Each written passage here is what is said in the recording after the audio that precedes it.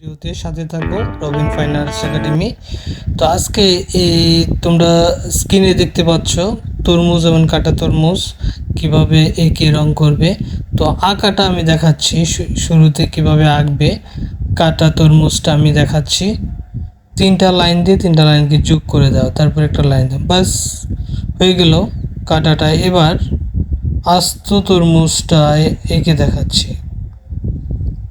তো ওয়াটারমেলন সম্পর্কে সবারই একটা আইডিয়া আছে। তারপরে গোল দিয়ে মাঝখানে একটা গোল ছোট্ট করে, তারপরে একটু আঁকা বাঁকা লাইনগুলো দিয়ে দিচ্ছি।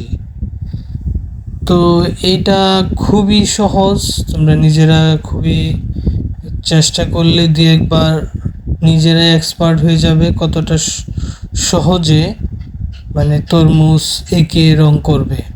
তো আমি জাস্ট শুধু ড্রয়িং করে রংটাকে বুঝিয়ে দেব। ড্রয়িং শেষ। এ হচ্ছে কালারের বক্স, পেট্রা কালার বক্স। তোমরা সেটা অয়েল কালারে নিতে পারো বা গ্লাস মার্কার, যেটাই হোক। আমি লালে অংশটুকু এতটুকু দেব, আমি দেখো দাগ দিয়ে দিলাম কতটুকু।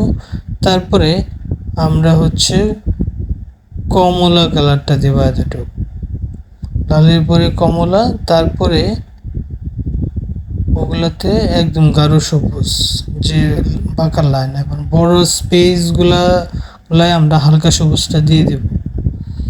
আর নিচে কাটা তরমুজের নিচে গাঢ় সবুজটা দেওয়ার পরে আমরা হালকা সবুজটা দেব। দেখো মিক্সড করে দেব। আমি অল্পটুকুই দেখাচ্ছি, আশা করছি তোমরা দেখে দেখে